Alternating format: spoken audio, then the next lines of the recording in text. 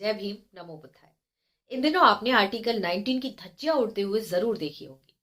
किसी भी लोकतांत्रिक देश के लिए आर्टिकल 19 के अधिकारों का इस प्रकार दुरुपयोग करना बेहद शर्म की बात है। बाबा साहब बहुत अच्छे से जानते थे कि जिस दिन इस देश में अनपढ़ों की सरकार होगी उस दिन आर्टिकल 19 की धज्जियां उड़ा दी जाएंगी। किंतु उन्होंने ये अधिकार हम सबको दिए ताकि हम इनका प्रयोग कर सकें, और आज इसकी धज्जियां उड़ाई जा रही हैं।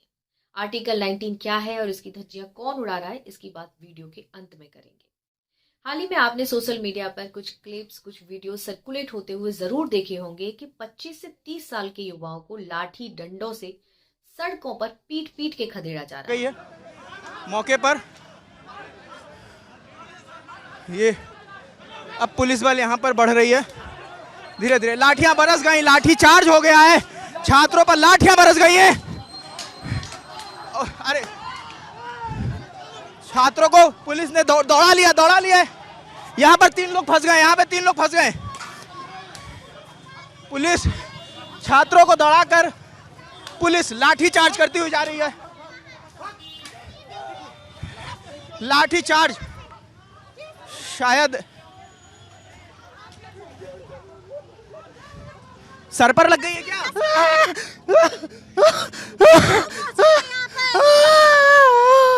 मेरा जिंदगी ऐसे भी खराब से भी जी न भरे तो वाटर कैनन का यूज करो भरी सर्दी में। अगर इससे भी जी न भरे तो देशद्रोही साबित करो, आतंकवादी साबित करो और जेलों में भर दो। तब तक बाहर मत आने दो जब तक इनका पूरा जीवन बर्बाद ना हो जाए।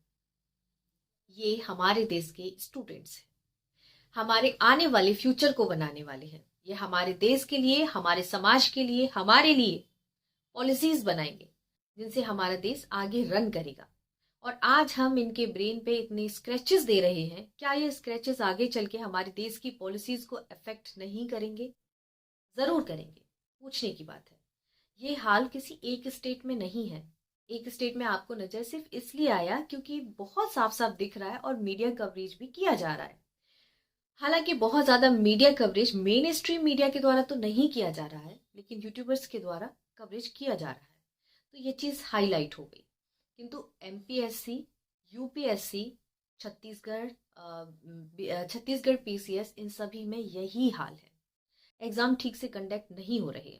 इसके बावजूद भी सरकार बोलती है कि वो 1 नेशन और 1 इलेक्शन लागू करेगी। बड़ी असमंजस की बात है, बड़ी हंसने की बात है कि आप स्टूडेंट्स के लिए एक स्टेट में ठीक से एग्जाम कंडक्ट नहीं करा सकते 2035 वैकेंसीज पर, तो आप 1 नेशन 1 इलेक्शन कैसे लागू कर सकते हो इतने बड़े देश के लिए? ये सोचने की बात है और सवाल पूछने की बात है। हाल ही में वीपीएससी में बच्चों ने प्रोटेस्ट किया, बहुत ज्यादा प्रोटेस्ट हुआ, री एग्जाम की मांग हुई, नॉर्मलाइजेशन की मांग हुई। इसमें वैकेंसी कितनी थी? 2000। एनरोलमेंट कितने थे? 4.80 लाख। 4.80 लाख एनरोलमेंट्स कम है क्योंकि बीपीएससी ने लास्ट टाइम पे अपनी वेबसाइट को बंद कर दिया था, जिससे बहुत सारे स्टूडेंट्स अपना एनरोलमेंट नहीं कर सके और वो रह गए अगले साल की इंतजारी। 4.80 लाख स्टूडेंट्स को भी लेके चलो तो बाकी स्टूडेंट्स जो अपार्ट फ्रॉम 2035 स्टूडेंट इसमें सेलेक्ट होंगे, और बाकी स्टूडेंट्स का क्या होगा? वो फिर अगले साल की तैयारी करेंगे, फिर अगले साल, फिर अगले साल, और यही सिलसिला लगातार चलता रहेगा। और ये किसी एक एग्जाम में नहीं देखा गया है। यूपीएससी जैसी बड़ी संस्था, जिसमें कभी कहा जाता था कि यूपीएससी जैसी बड़ी संस्था में धांधली नहीं हो सकती, लेकिन पूजा खेड़कर नाम की लड़की ने यूपीएससी के मुंह पर वो तमाचा मारा कि शायद ही यूपीएससी उसे कभी भूल सके। 9 टाइम्स एग्जाम दे सकते हैं, उस लड़की ने 11 टाइम्स एग्जाम दिया और न जाने अपने शरीर में कितनी बड़ी बड़ी डिसेबिलिटीज बता दी, जबकि उसको कोई प्रॉब्लम नहीं थी। और मैडम न जाने कितने सालों से आईएएस के पद पर बैठी थी, और गुरूर बेहद, ये आपने खबर जरूर सुनी होगी। और एक और खबर, ओम बिरला की बेटी अंजलि बिरला बैकडोर से एंट्री लेके आईएएस बन गई, किसी ने सवाल तक नहीं उठाया। ये है देश की सबसे बड़ी संस्था यूपीएससी, जो एग्जाम कंडक्ट कराती है, जिसपे कभी ट्रस्ट किया जाता था स्टूडेंट्स के द्वारा कि अरे यूपीएससी एग्जाम कंडक्ट करा रही है, फिर तो कोई प्रॉब्लम हो नहीं सकती। अब आप बताइए, सोचिए स्टूडेंट का भविष्य कैसा है। जेई हो, नीट का एग्जाम हो, कांस्टेबल का एग्जाम हो, टीचर्स का एग्जाम हो, बीएड हो, किसी का भी एग्जाम, हाल सबका यही है। मैं आप सबसे सिर्फ इतना ही बोलना चाहूंगी कि पढ़िए, जरूर पढ़िए, पढ़ना बहुत जरूरी है, क्योंकि जब तक आप पढ़ेंगे नहीं, काबिल नहीं बनेंगे, सवाल पूछने की ताकत नहीं आएगी। और आज जो सड़कों पे स्टूडेंट हैं, ये ताकत भी बिना पढ़े नहीं आ सकती।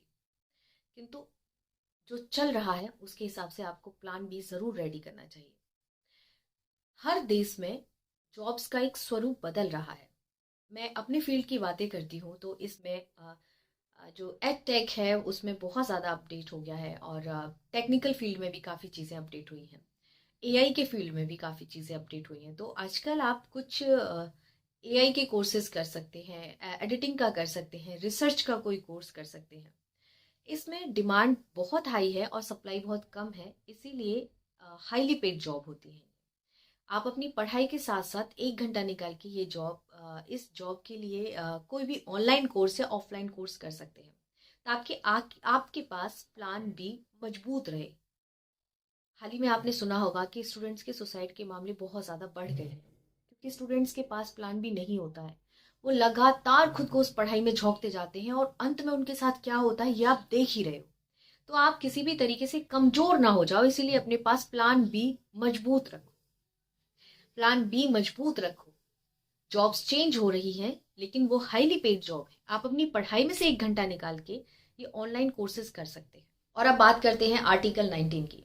आर्टिकल 19 भारत के प्रत्येक नागरिक को शांतिपूर्ण तरीके से प्रोटेस्ट करने का अधिकार देता है, अपनी बात रखने का अधिकार देता है। बाबा साहब संविधान लिखते वक्त बहुत अच्छे से जानते थे कि जिस दिन इस देश में निकम्मी सरकार बनेगी उस दिन स्टूडेंट्स का यही हाल होगा। स्टूडेंट्स तो छोड़िए, किसानों का, टीचर्स का, डॉक्टर्स का, सभी सड़कों पे अपने अधिकारों की मांग करेंगे। और अगर ये आर्टिकल संविधान में मेंशन नहीं किया गया तो ये लोग कहाँ जाएंगे अपनी आवाज़ उठाने? आवाज़ को दबा दिया जाएगा, जैसे आज दबाया भी जा रहा है। पर संविधान के थ्रू हमारे पास एक राइट है, एटलीस्ट हम आवाज़ उठा सकते हैं। तो ये जो आर्टिकल दिया गया था वो बाबा साहब के द्वारा बहुत सोच समझ के दिया गया था। मैं सिर्फ इतना ही चाहती हूँ कि आप भी अपने सोच, अपने विचार को उतना ही बुलंद कीजिए जितना बाबा साहब की थी। हम शायद उतना ऊंचा कभी ना पहुंच पाए, किंतु उनके पद चिन्हों पर तो चल ही सकते हैं।